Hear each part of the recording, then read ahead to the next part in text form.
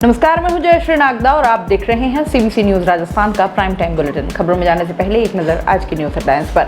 बाड़ेबंदी में जादूगर देख रहे जादू, नंबर गेम पूरा। विधायकों की मस्ती के बीच बीटीपी के 2 विधायक भी सीएम से मिले। दुनिया के 11 अनूठे वेडिंग डेस्टिनेशन में भारत से अकेला हमारा उदयपुर।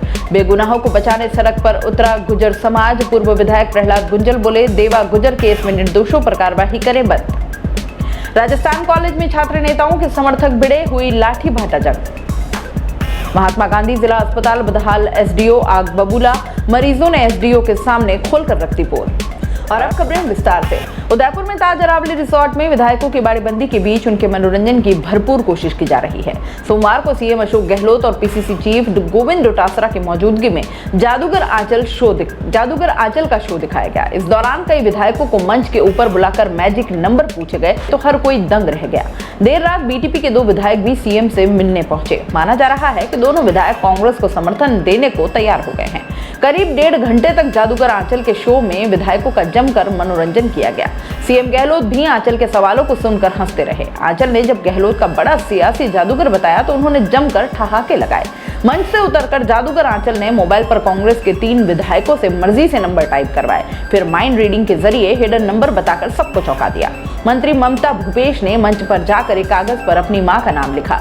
जादूगर आंचल ने उसे बताकर सबका दिल जीत लिया। वहीं देर रात बीटीपी के 2 विधायक भी सीएम से मिलने पहुंचे। माना जा रहा है कि बीटीपी के दोनों विधायक भी कांग्रेस को समर्थन करने को तैयार हो गए हैं।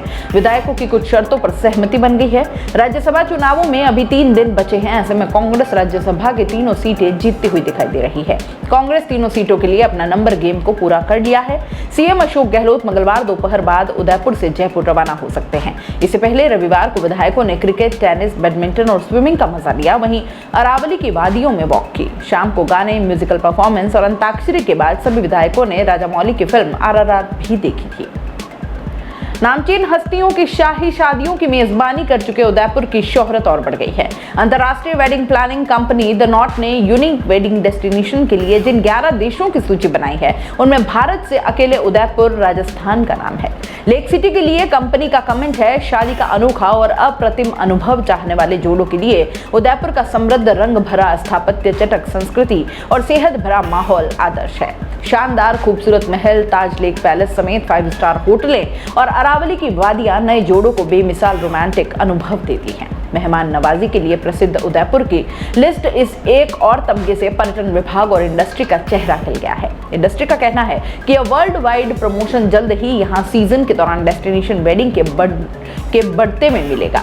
दूसरी ओर विभाग का यह मानना है कि इससे शहर में पर्यटन के आयाम बढ़ेंगे। बता दें कि द नॉट इंक अमेरिकी मीडिया और आईटी कंपनी है। यह उन जोड़ों को मटेरियल, प्रोडक्ट और सर्विस देती है जो शादी प्लान कर रहे हैं। कंपनी की शुरुआत 1996 में अमेरिका में हुई थी, जो मुख्यालय न्यूयॉर्क में है। सूची में शामिल है लेक सिटी सहित विश्व के ये खूबसूरत वेडिंग डेस्टिनेशंस, जिनमें है उदयपुर भारत से, Australia, Dubai, UAE, Fiji, Loire Valley France, Marrakesh Morocco, New Zealand, San Miguel de Allende Mexico, South Africa, Tahiti और थाईलैंड। बहुचर्चित देवा गुजर हत्याकांड मामले में निर्दोष लोगों पर कार्रवाई की गई। विरोध में आज गुजर समाज कोटा की सड़कों पर उतरा। समाज के लोगों ने नयापुरा से कलेक्ट्री तक रैली निकाली और मुख्यमंत्री के नाम जिला प्रशासन को ज्ञापन सौंपकर बेगुनाह व निर्दोष लोगों को न्याय दिलाने की मांग की। प्रदर्शन को देखते हुए पुलिस का भारी जाब्ता मौके पर मौजूद रहा। प्रदर्शन में बीजेपी नेता व पूर्व विधायक प्रहलाद गुंजल भी शामिल हुए। गुंजल ने कहा कि हत्यारों को सजा मिलनी चाहिए। सीबीआई से जांच करवाओ या किसी और संस्था से जांच करवाओ, हमें कोई तकलीफ नहीं, लेकिन राजनीतिक शक्ति प्रदर्शन करके सोशल मीडिया के दबाव में प्रशासन को झुकाकर अगर बेगुनाह को बंद करवाना चाहो तो ये ठीक बात नहीं। गुंजल ने चेतावनी दी कि राजनीतिक ताकत के सामने अगर प्रशासन झुकता है तो उसको ये समझना चाहिए अभी तो केवल इशारों का प्रदर्शन था। अगर लड़ाई लड़ने की जरूरत पड़ी तो हजारों की तादाद में भीड़ जुटेगी। गुजर समाज के लोगों ने कहा कि एसआईटी ने हत्याकांड में शामिल सभी आरोपियों को गिरफ्तार कर लिया। उन्हें एसआईटी की जांच पर किसी भी प्रकार का कोई संदेह नहीं है। देवा गुजर के परिजनों, नजदीकी मित्रों व सोशल मीडिया द्वारा अन्य लोग गिरफ्तारी का दबाव बनाने के लिए 25 मई को कलेक्ट्री पर प्रदर्शन किया गया था, जिसके दबाव में पुलिस द्वारा बोराबास निवासी बेगुनाह परसराम गुजर को धारा 120B में गिरफ्तार कर लिया गया, जबकि परसराम का हत्याकांड से दूर दूर तक कोई लेना देना नहीं है। देवा गुजर के परिजन व सोशल मीडिया की टीम कुछ और बेगुनाहों को नामजद करने के लिए दबाव बना रही है, जिनमें ये लोग कोलाना, रेतिया चौकी, बोराबास व बंधा के कुछ लोगों को नामजद आरोपी बनाने के लिए दबाव बना रहे हैं, जिससे समाज के सभी लोगों में भारी रोष व्याप्त है। कॉलेज में नारेबाजी करते करते दो छात्र गुट ऐसे भिड़े कि जमकर लाठियां चली। दोनों पक्षों ने एक दूसरे पर पत्थर फेंके और जमकर उत्पात मचाया। जयपुर में छात्र गुटों ने कुछ गाड़ियों में भी तोड़फोड़ की है। मौके पर पहुंची पुलिस को देखकर छात्र भाग गए।